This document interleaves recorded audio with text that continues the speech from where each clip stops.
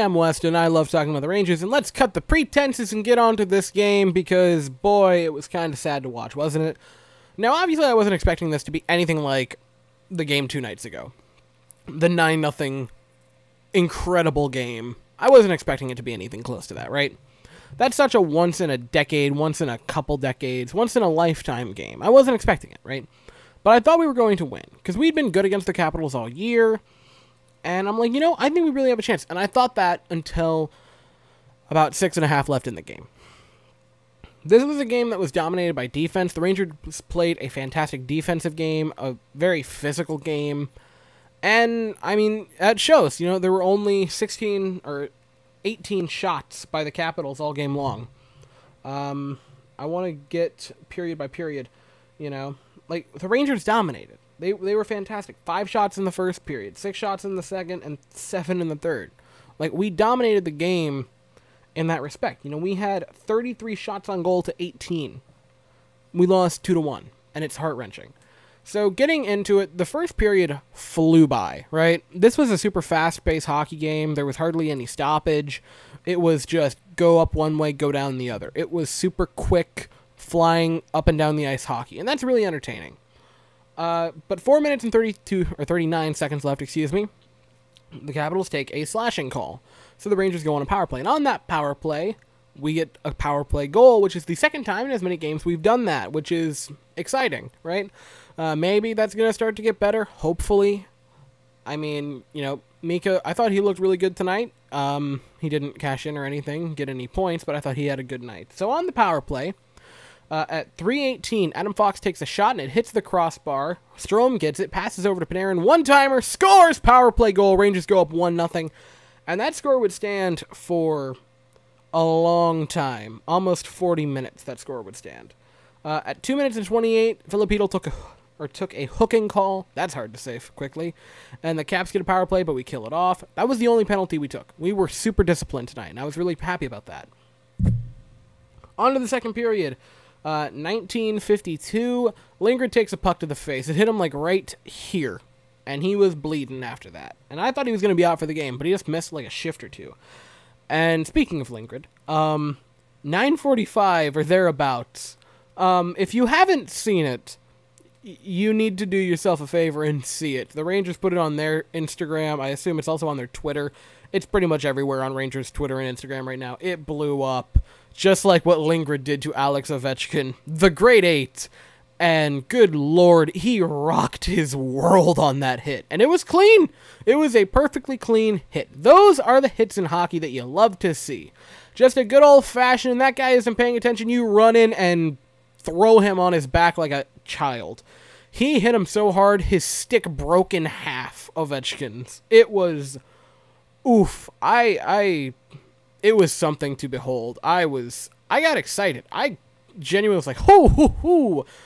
I mean, it was something to cheer for, which not many goals tonight, only 3 total. But that was an insane hit by Ryan Lindgren on Alex Ovechkin, who doesn't get hit like that very often, and he got rocked by Lindgren.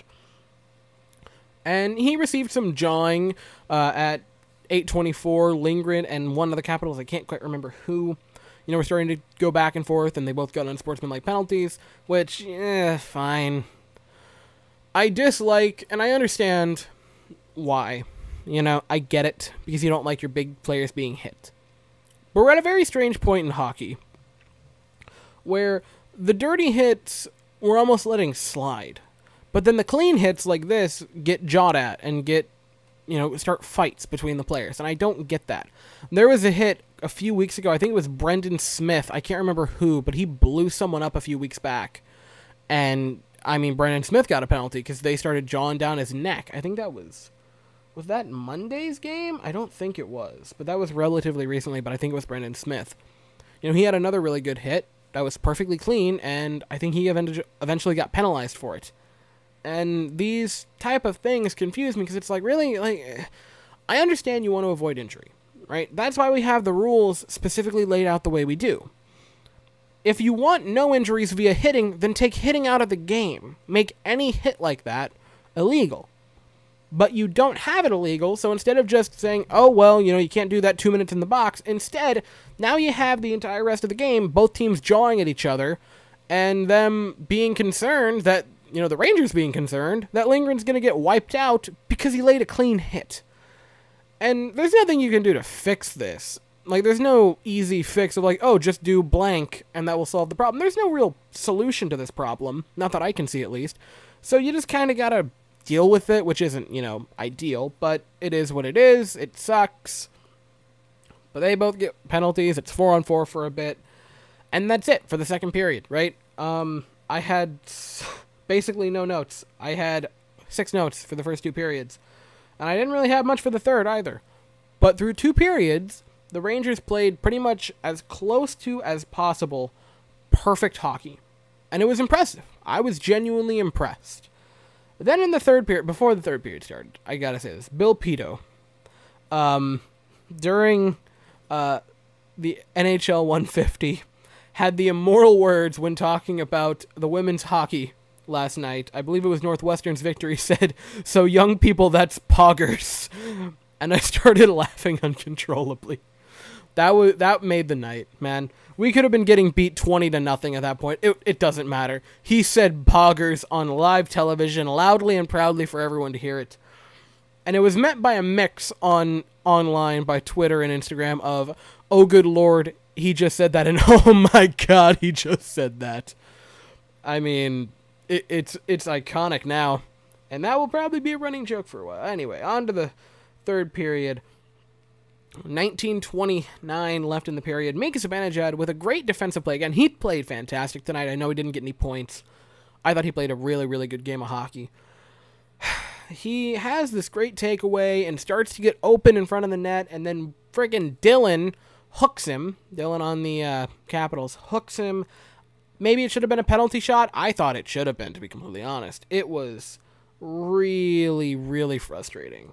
Like, it was, he could have had it. And that goal, give us that goal, or a penalty shot, maybe we tie it. Maybe it's tied going into the end of the game. Maybe we go into overtime. But alas, we do not.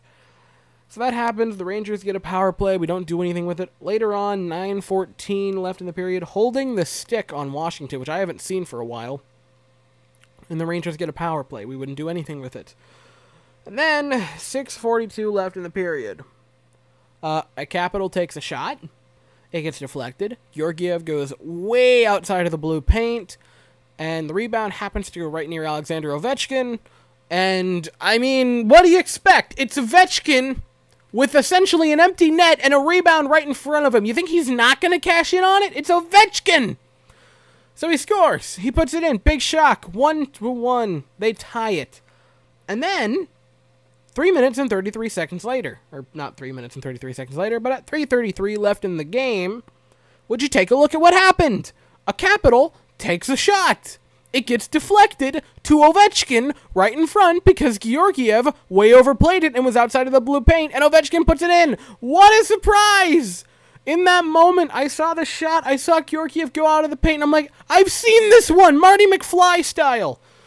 And I'm not mad that Georgiev gave up 2 goals, right? That's not what I'm angry about and what I'm upset about. Because you might even say, well, Weston is just 2 goals. That's pretty okay. And I'd say, yeah, I get that. My issue is they were the same goal. It was the same thing. The Capitals just hit Control-C, Control-V for their goals tonight. It was just 2 games. Georgiev should have learned his lesson on the first one of, hey, don't be over-aggressive and way overplay the puck when not Pasternak, when Ovechkin's in the blue paint, and then he did it a second time. And I understand, Georgiev, for the first 53 minutes, played great, and, last game played great. That being said, this was a bad couple of goals, right? And, I mean, you might say, well, yeah, but he was too far out of the way to, stop it, and I'd be like, yes, that is accurate. He was too far out of the way. Who put him there? It wasn't goalie interference. He just way overplayed the puck twice, and then Ovechkin cashed in twice.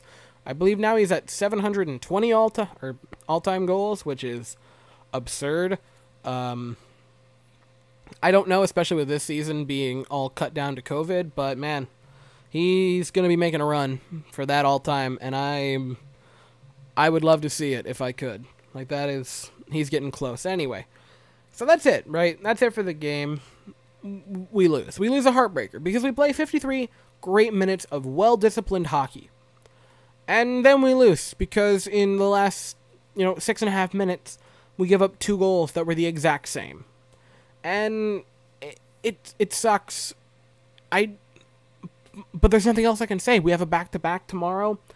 So as much as this one's a bummer, we just kind of got to put it behind us and move on to the next game. We play the Capitals again, 7 o'clock tomorrow. And that's really all I have to say about the game. The goal was Panarin with assists from Adam Fox and Ryan Strome.